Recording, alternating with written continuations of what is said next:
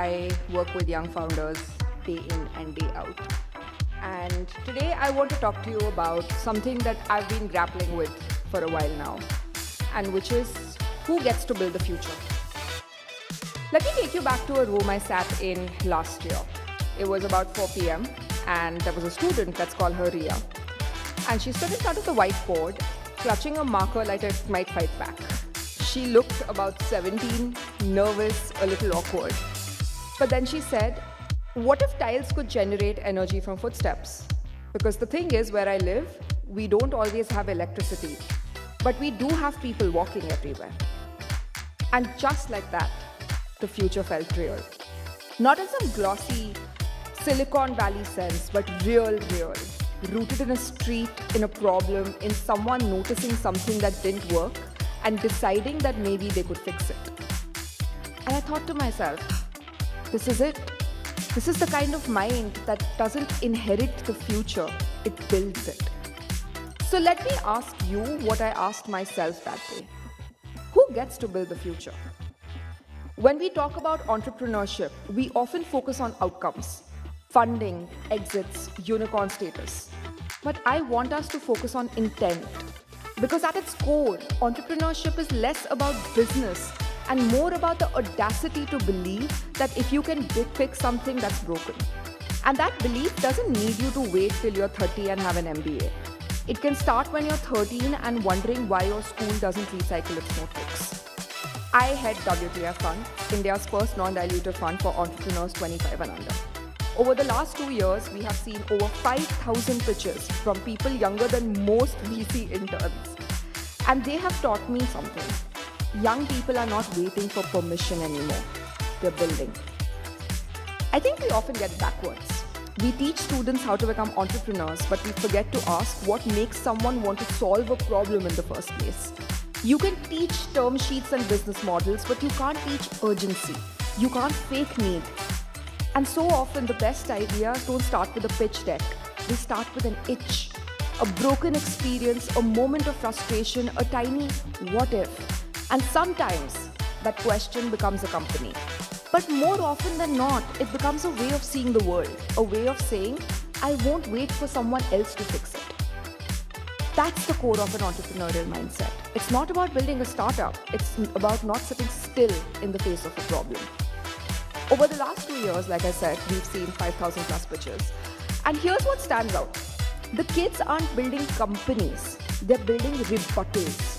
Rebuttals to systems that don't include them, to rules that no longer work, and to adults who say, someone should do something about it, but then they don't. There's a 19-year-old who designed a Braille vibration wearable so her cousin, who's deaf and blind, could feel words on her arms. There's a 16-year-old who made eco-friendly sanitary pads because the girls in her village were still dropping out of school during their periods. There's a group that built a fire-retardant school uniform after losing a classmate in an electrical fire. These aren't hypothetical problems. These are lived. And they're being solved not with billion-dollar labs, but with cardboard prototypes, WhatsApp groups, and the kind of stubbornness that only shows up when you really care. That's what this generation is doing. They're not waiting for permission. They're not chasing trends. They're solving what's in front of them with what they have and in the time they've got. That's genius. Not the kind that just wins awards, but the kind that makes a dent. To teachers here and those watching, I say this with love. Your students don't need more startup incubators. They need more rooms in which it is okay to fail. Because here's the truth. Not every student will become a founder, but every student can learn to think like one. And what does that mean? It means they learn how to ask better questions, sit with uncertainty, make something out of nothing, and recover from rejection and try again. These aren't business skills. These are life skills, human skills. And if you're an educator here today, you're not just teaching subjects. You're teaching a way of looking at the world. You're teaching how to notice, how to care, how to try. And that's the most valuable education anyone can get.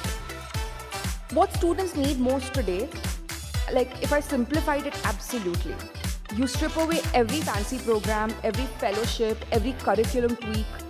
What do young builders need the most? Belief, room, time. That's it. They need one adult who will not laugh at them. They need one mentor who says, hey, tell me more about that. One teacher who makes space for the weird, the wild, the half-finished, the slightly chaotic. Because the greatest threat to innovation is not failure, it's embarrassment. It's that moment where a student looks around the room and decides, maybe I'm not the kind of person who gets to have ideas. If we can remove that one moment, we can unpack magic. To educators, you are the co-founders in every student's story. You may never be on their pitch deck, you may never get to be thanked in a keynote. But if you ever, 1. Let a student miss a class to finish a prototype. 2. Sent them a link to a hackathon that they should apply to. 3. Told them it's okay to change their mind. And 4. Asked, so tell me, what are you building? You are their first co-founder. The one who didn't need proof of success. The one who was there when the idea was just a sentence scribbled in the margins of a notebook. You might not build the solution, but you get to build the person who will. And to students, build what scares you in a good way. Let me tell you what no one told me when I was your age. The best ideas will feel really, really big to you. And that's a good thing. You'll think, I'm not smart enough to build this. I don't know where to start. And someone better than me is already doing it. And maybe all of that is true. But here's what's also true. No one else has your eyes, your voice, or your context. So build the thing that makes your voice shake a little when you talk about it.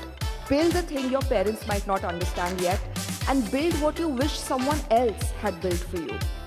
You don't wait to be ready. You get ready by doing. When we launched the WTF Fund, people laughed. A fund for kids under 25, no equity, no traction. But we weren't here to bet on business models. We were here to bet on people. People who had A, a proof of work, B, a real relationship with the problem, and 3, a little bit of chaos in their bones. We wrote our first check before the idea was investable. Because you don't water a tree after it bears fruit. You water it while it's still a seed. And that's the kind of investing we believe in. Now let's zoom out. What happens when we teach every young person to think like an entrepreneur? Not to chase IPOs, but to intervene in the world.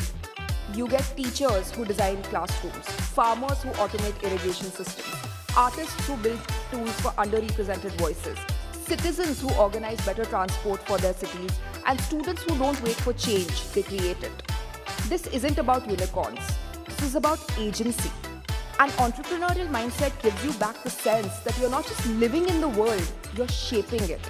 And honestly, in a time like this, where the future feels uncertain and overwhelming, that might be the most powerful thing you can give to someone. Look around for a second. Somewhere in this room, the next great idea is probably already percolating. It might be small, incomplete, messy, but then so are most beginnings. And that's all the future really is. A bunch of unfinished ideas with really stubborn people behind them. So let's not ask who gets to build the future. Let's ask, what future are we building? Who are we building it with? And what it would mean to give every young person a real shot at shaping it.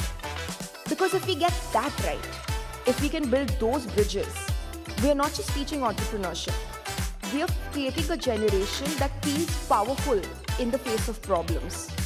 And that can change everything.